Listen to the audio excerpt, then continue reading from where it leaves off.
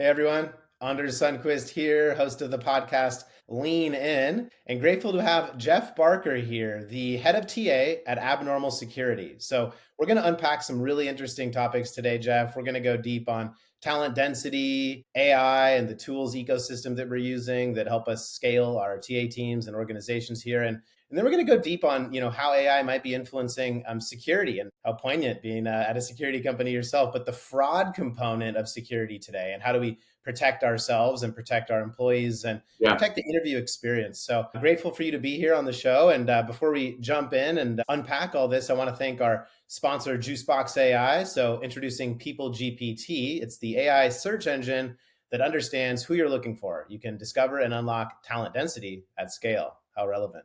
So thank you, Juicebox. All right, without further ado, Jeff, so you're head of TA at Abnormal Security. Tell us, how did you get into TA to arrive at this role today? Oh, I love this question because it probably is not all that different than what you hear a lot, just because I think the old adage is like nobody goes to college for it type of thing.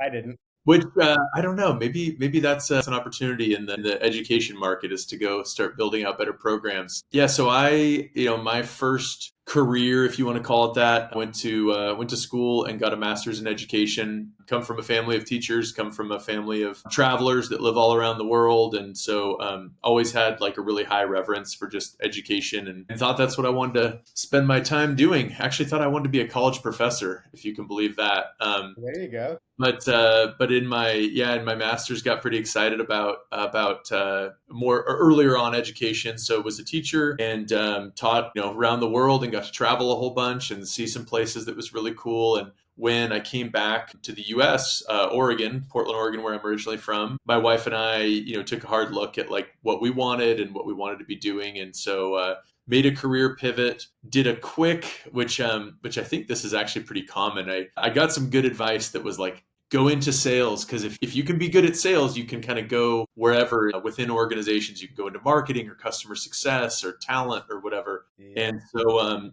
anyway, I listened to it. I took a cold calling, 100 cold calls a day sales job. If you could have paid me to puke in a trash can for 6 hours instead, I probably would have done it. But Yikes. yeah, and just out of pure sheer like willpower, performed. But the part I loved was building the teams. I got into a management position and started to build some successful sales teams, and kind of realized that was my specialty, was being able to identify talent. I loved the interview process. I loved this idea of like, I don't know, I was kind of the nerd with like the basketball cards, trying to put the dream team together was like always the metaphor that I thought of. There you go.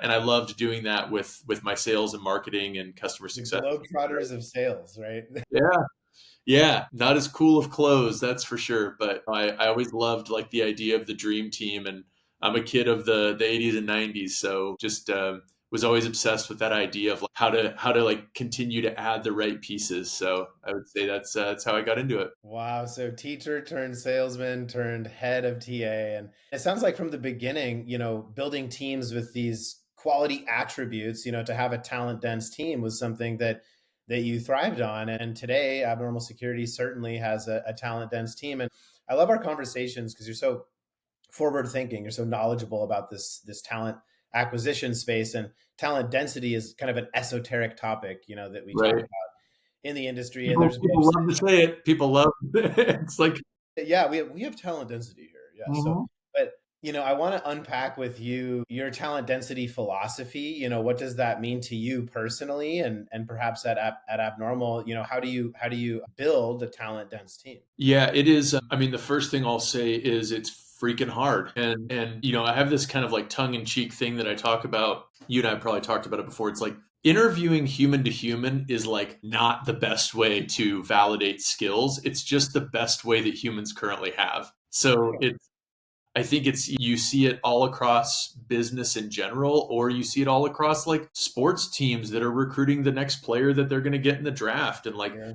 they do their homework, they look at where the kid's from, they come and test them out and play that player against their current players. And like they still get it wrong. And these are successful multi-billion dollar organizations. So the first thing I would say is that it's hard and it's difficult, and the thing that I never want my teams to underestimate is how many downstream, or I guess, or the depth of downstream impact that it has, especially on growing organizations. Like my specialty has kind of been like working at quote unquote startups that are working towards something. Is it an acquisition? Is it an IPO? Is it in an intense phase of growth, but working towards something? And if you look at kind of a spoken wheel or like a hub and spoke model, when you're a 5-person company and you have, this many lines of communication, that's great. You add one person, you add 6 new lines of communication.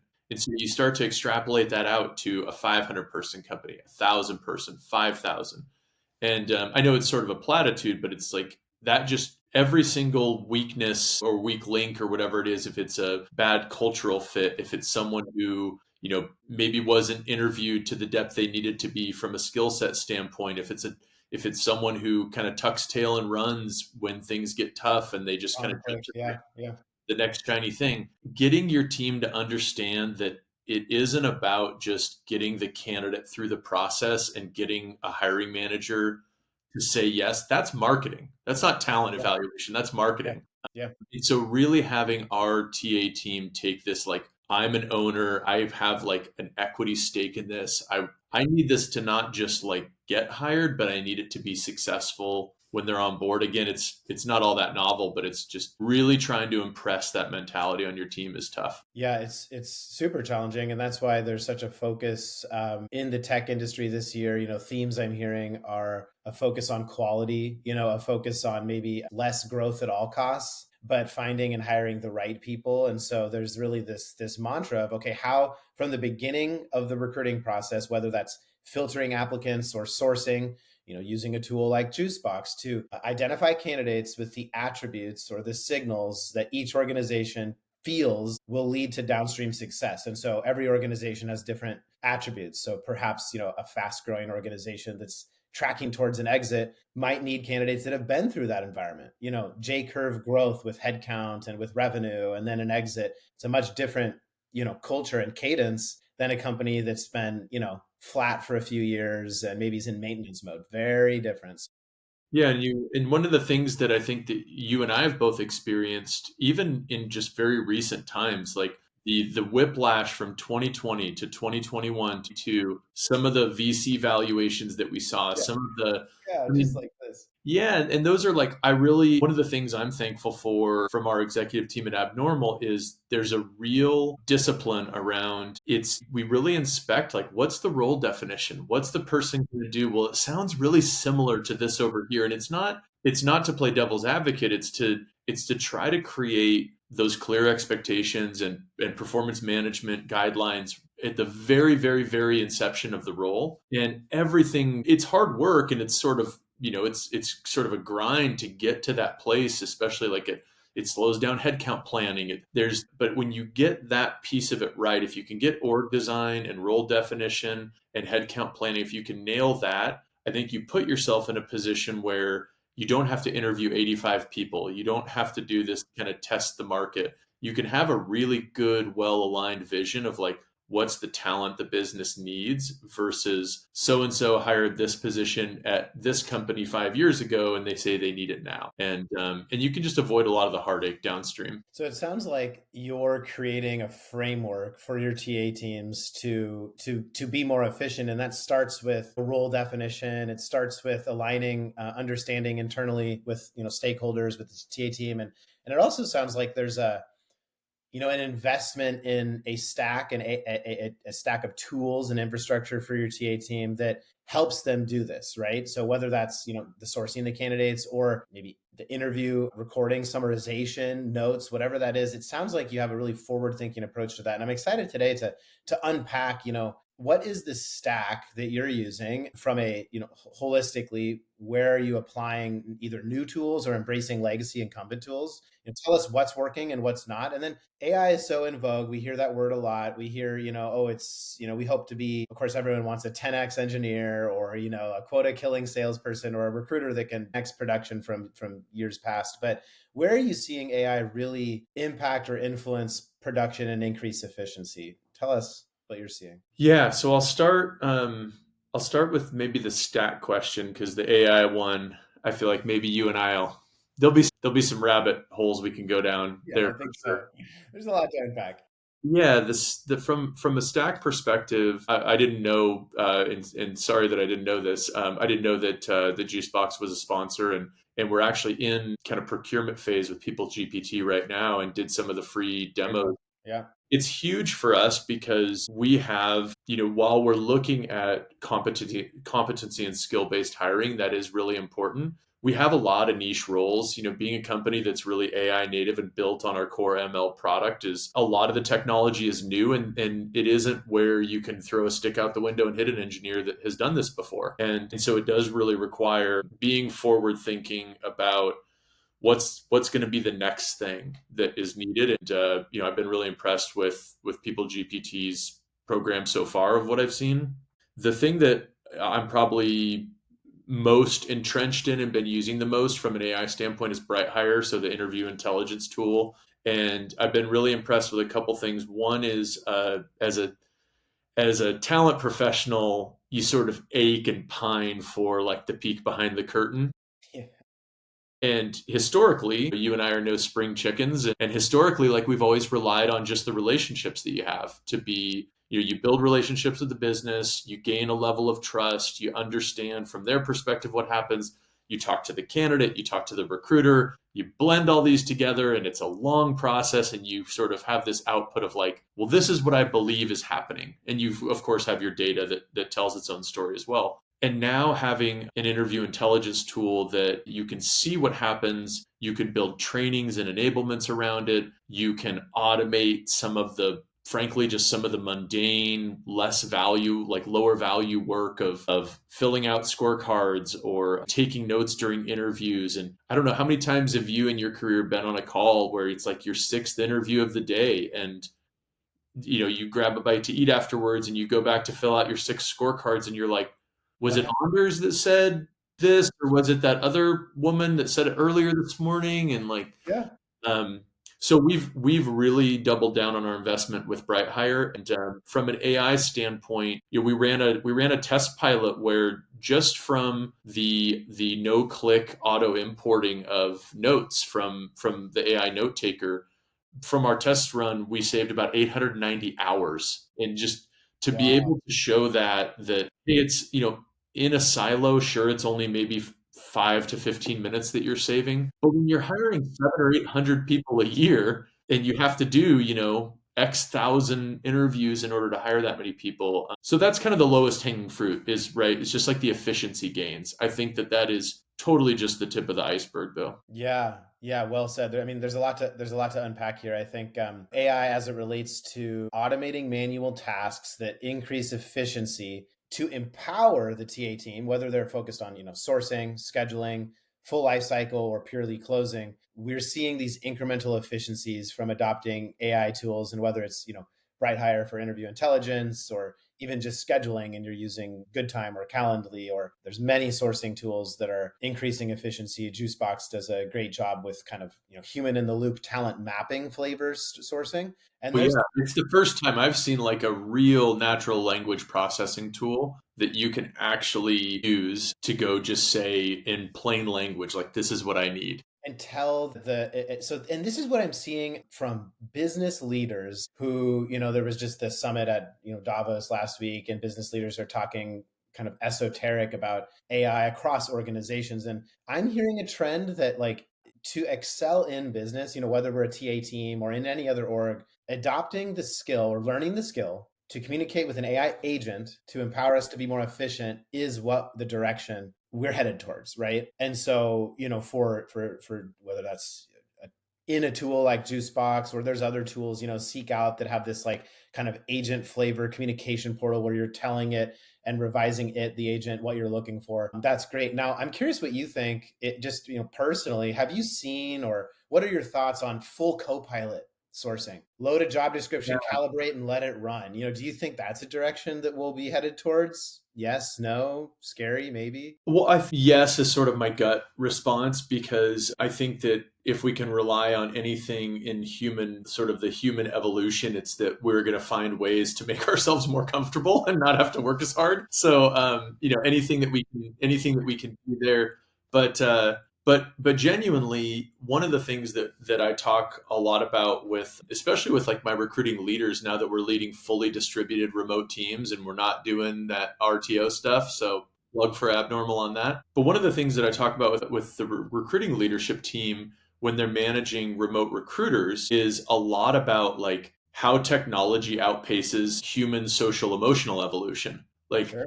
the technology happens so fast, and we're all trying to catch up to, and how do we work in this new way. And I think, I know it's been 5 years since the start of COVID. I still think people are figuring out emotionally how to live a remote work life. Oh, yeah. Strongly agree. Yeah, I even still have my moments where it's like the threshold is zero. It used to be a 30-minute drive home that you could sort of decompress, and Yeah. it's And zero now the family's just on the other side of that door. right And there. Yeah. So to answer your question directly about, Copilot, I think the answer is yes. And what interests me about it is I'm thinking about how does the human retain or even elevate value in that relationship? Because it's not going to be, I don't think the narrative is going to be, wow, they're such a hard worker. They work 60 hours a week. They're up at, like, I think that glorification of overwork that's sort of bred through the 50s and 60s, and like, kind of, we still see a lot of traces of. Working your ass off is great, and it's necessary, especially when you're building something really special. But I think it's going to be viewed kind of as like, why aren't they working smarter? And yeah. so the way that we leverage AI, the way that we interact with it, and the way that we as humans think critically about like talent, you're in the human business. So it's like there's a human at the other end of it. And if we have this intermediary that is a co-pilot or agent or whatever it is, we're going to need to figure out how do we maximize that value? How do we maximize our value?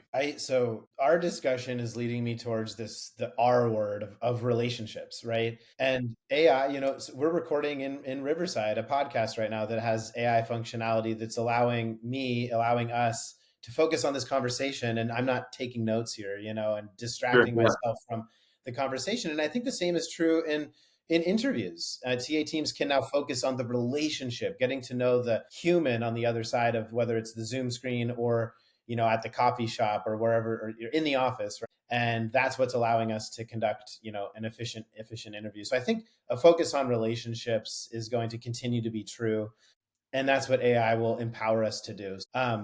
You touched on some really interesting topics. I want to throw in some what's happening today in the news before we get to this security and fraud topic. And so you Yeah. foreshadowed this, remote work is seeing, I feel like remote hiring companies are being targeted by bad actors with fraudulent interviews. And what I mean is there are groups, nefarious actors, usually offshore from the States, that are creating false profiles, very well crafted and intentionally so, using AI to mirror or look like profiles that would want to be a hireable candidate, and then conducting interviews, usually uh, in sort of a boiler room type scenario. And sometimes, and I've experienced this, you can even hear that there's other people in the background falsely interviewing. What I want to Thankfully, I haven't heard that one yet, but I don't doubt it. Yeah. So what I want to unpack today is this topic of fraud and security, and how relevant being head of TA at Abnormal Security is just the landscape today. And there's kind of three, when in our conversations we talk about the areas this is popping up. I want to foreshadow it for our audience. If you're tuning in and you're, a people leader, a talent leader, or an IC in the space, and you've seen fraud during the application stage, live during interviews, like I mentioned, or even more dangerous, I would say, is post hire. And I've heard of this happening as well, where people are not who they claimed to be, and there's even false identification and stuff that's happening. But I want to unpack where you're seeing this personally, and what we can do to protect ourselves, our employees, our organizations, and then ourselves, to create safety during the interview process. Yeah, I mean, it's top of mind for my team and I every day. And I think it's top of mind for pretty much every talent leader that's out there right now. Most of the folks that I know are talking about this, and most of the companies that build products are thinking about, I mean, they're asking the right questions, which is, what is the size of this problem? How long do we think this problem is going to persist? How do we think it's going to evolve? Because the technology is evolving so fast, and the attacks are evolving so fast. And then, in fairness, and I think rightfully so, they're asking, how do we monetize it? Will people pay for it? Yeah, And that's a great question. So I feel like I'm in a fortunate position.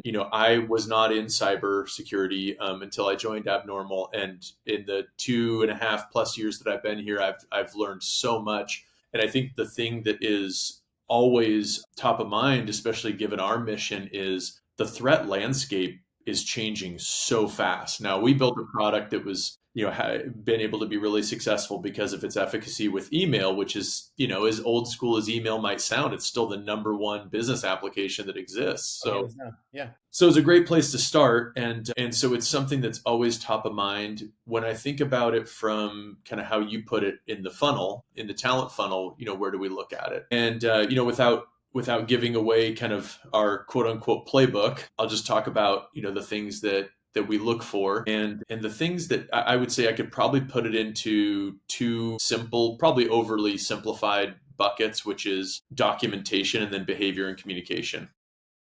sure. Unpack that for us. Yeah, so it's like, again, I feel really fortunate working for a company that is AI native at its core and that is specializing in human behavior security. So it's what we do every day. Now, there's a flip side of that coin, which is like, so I better be really good at it in TA, like if that's our brand, right? So I take it really seriously. I know my boss and our executive team take it super seriously. And so and we make sure that all the recruiters understand from an enablement standpoint what are some common signs that we see from a documentation standpoint, whether that is just inconsistencies between resume, LinkedIn, nine background check, all those types of documents that you see. Right. um, and then from a behavior and communication standpoint, again, one of the reasons that a tool like Bright Hire is sort of worth its weight in gold is Yeah. you can see behind the curtain, and it's no longer just a he said, she said, they said type of scenario. And so when we look at behavior and communication, I think the end state that we're working towards is a lot like what our product does for business email compromise. It's what is the known bad, but also what is the known good? Like what is the behavior of the people that are interacting with our ecosystem? Yeah. How do we track that in a way that is responsible? And then how do we take all of that metadata and put it into some sort of GPT that can tell us, like, what are the trends and what is the risk assessment? And Sure. it's not totally different than what cyber is doing in general, whether it's endpoint detection, whether it's email security. And so I think that I know I've used this phrase a couple times, but I just do feel lucky to be at a company where we're already so laser focused on this. And if this would have been happening 3 years ago when I was at a productivity tool or maybe a fintech company, Yeah. I would feel like I would feel a little bit lost, and so I do feel like I'm in a position in the talent industry to try to make sure to help peers and like work with our community, because it is a really real threat and it's evolving super fast. It's evolving super fast, and if you're tuning in and you're a recruiter, sourcer, RC who wants to be at a forward thinking organization, check out Jeff and Abnormal Security's careers page, because they truly are forward thinking, not just with the stack but with the playbook that Jeff mentioned. And so putting a plug in there. But I think I want to unpack more about the documentation piece. If you're tuning in and you're feeling lost and you just want some tactical actions, what can you do today to protect your team? Say you're a one person head of talent, or you're Yeah. founding recruiter at a startup, or all the way up to even a Fortune 100 organization. Here's some of the things I'm seeing. Oftentimes there's the too good to be true profile. Oh yeah. Oh yeah. Fang candidate, Yep. Fang candidate worked at Fang shop, but has 10 connections. Maybe the profile was created recently. Maybe the picture doesn't make sense. But I'm so proud of them for graduating from Harvard and Yeah, Wharton MIT. I mean, they probably have 600 grand in school loan debt, but they're doing great. Wow, look at this profile. And so, but as a recruiter, oh gosh, this one would fit my KPIs and I really want to take this screen. And there's almost this tension between intuitively, we might think this is too good to be true, but we want it to be true. And this is happening a lot. This is happening at scale. I'm hearing this with my teams and with, clients and friends in the industry, and it's happening. And so I think that initial investigation or that initial, let's call it pattern matching of the profile, that review, too few connections, maybe too good to be true. Maybe there's a better way to say that for education and then the work history. And it's like this has been crafted to look good. And so it's tough. It's a really hard time to be in talent acquisition because these nefarious actors are using AI to create false LinkedIn profiles and resumes. And so that's one of the things that I'm seeing. And this might also sound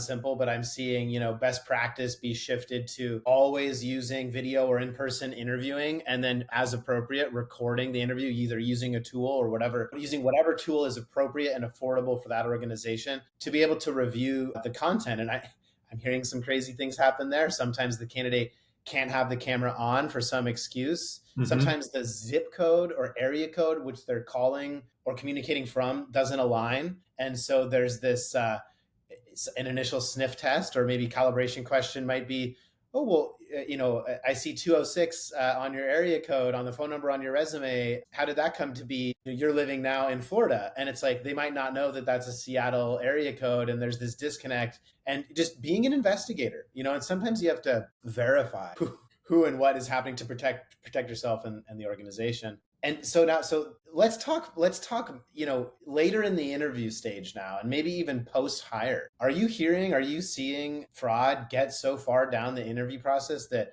bad actors are being onboarded at organizations? I'm not talking abnormal specifically, but are you hearing that this is happening in the industry? And how might we have to change even the offer and onboarding process to protect our organizations? Yeah, I mean, I certainly hear about it in the same stories that you probably read. So yeah, it is happening, and it seems to be happening at companies that, for the most part, these aren't fly-by-night companies. These are companies that have their S together, and they're well-respected companies. So yeah, I guess you hit on something there. I think you had a question that was in there that was a little bit about like if it happens farther down the funnel, but then you also mentioned maybe like what are some of the tactical steps that and something you said kind of hit home, which is like, I've been the one person head of that's building it from 0 to 1. And so to talk about kind of the forward thinking and to be innovative. And again, I feel super fortunate to have a company that invests in talent like Abnormal does and doesn't look at it as this like first place to go cut and necessary sort of thing that we don't know what to do with. And I know that's where a lot of companies and our peers are at. And so thinking about kind of the one person head of talent or the maybe one or two founding recruiters at a company, there are some things I think you can do that whether it's top of funnel, mid funnel, end of funnel, the first thing would be to really define what the flags are. And we all have different access to levels of technology that we can pay for and different budgets and all that kind of stuff. As long as you have an ATS, you should be able to put mandatory questions that have to be answered before the scorecard gets submitted. And what you're trying to do there is just make sure that you're eliminating sort of the human error of moving fast, not checking something that we all do when we're moving fast. And so I think that's part of it is like, do not pass go, do not just zip to the next interview. It helps in all the other ways we care about. It helps with scorecard feedback. It helps with scorecard submission rates. Like there's all this silver lining to it that is a positive. And so if you want your recruiters to make sure, hey, just make sure that the location on LinkedIn matches the location on the resume. There you go. Make sure that, simple. Yeah. Yeah, make sure that this is someone that they have a picture on LinkedIn and that they have connections. And look, that shouldn't be a deal breaker for making a hire, in my opinion. There are some real reasons people don't want to be on LinkedIn. It isn't like it's it's not like a birthright that you come into in the world. It's like you're born and you get a LinkedIn profile. But so that kind of brings me to like my second phase that I think you can do even if you're a one-person shop is you should be able to say, okay, we've systematized it. a little bit and we know what our flags are, we've kind of got, we know what systems we're working with, we know what our flags are. I think that equally important is like, what are your escalation paths? Sure. A lot of times a recruiter or even a hiring manager, it's not just recruiters, it's a hiring manager will experience something maybe down funnel in an interview and their gut's telling them something. We need to help them know what to do when they get that gut sensation. And it isn't like to dismiss it or to think they're being chicken little. Yeah.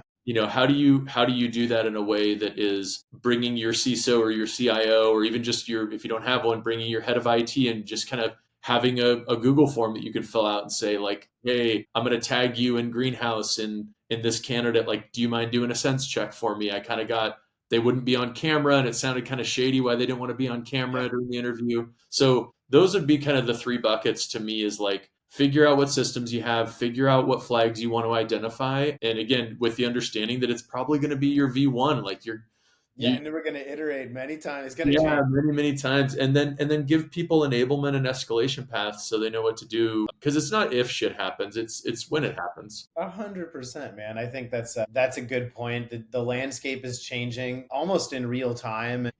Kind of the last question I want to ask you today is about the landscape and where will we be a year from now? What's the Jeff Barker crystal ball say? And before I pass the crystal ball to you, and maybe I'll start, is the AI landscape was changed rapidly just over the past week. Model dropped by DeepSeek changed how we think about AI, and of course, AI is influencing TA and really the world and business as a whole. I think one of the constants is change will certainly be happening. I think it'll be happening faster than I personally forecasted. DeepSeek, for example, if you're tuning in and don't know what that is, download it, try it. It's a competitor, I guess, if you will, to the models like Claude with Anthropic or OpenAI's ChatGPT.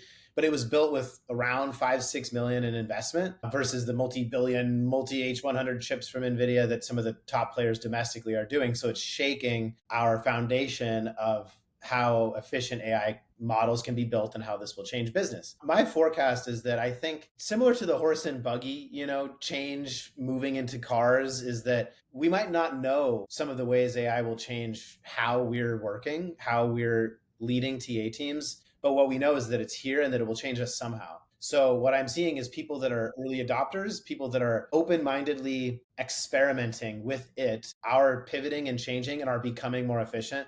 And those that are almost on the sideline or poo-pooing it or saying, I'm going to stick with this manual process, might get left behind. That's my personal forecast. I'm not saying that's tried and true, but when I'm talking with folks either on my team or clients that don't understand how to communicate with an AI agent, they're already a little behind than those that are adopting it, trying it, experimenting with it. So my advice would simply be try it. Try it. If you're not, chatting with an agent to ask it a question or summarize an interview or create a blog post or something, just try it and see how that changes your workflow. I've personally seen my world becoming much more efficient. I don't have a number to apply to it. I would say, at least an hour a day. That'd be my estimate. So I think that'll continue to change. Curious what you think. Yeah, as far as I won't opine too much on the whole kind of DeepSeek versus the incumbents, just because I don't know enough about it. But I think that anytime you see the level of investment happening in AI,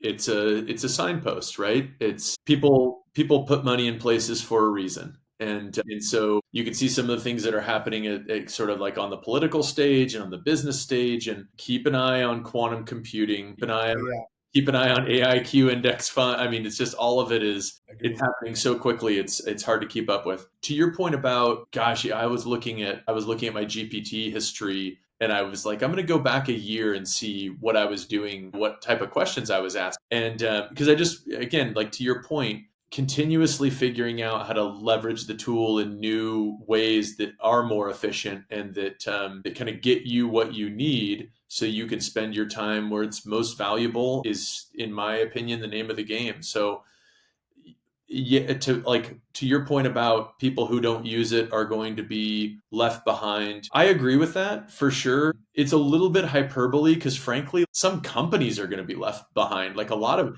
so there's always going to be companies that will employ the recruiters that don't, that don't adopt this stuff.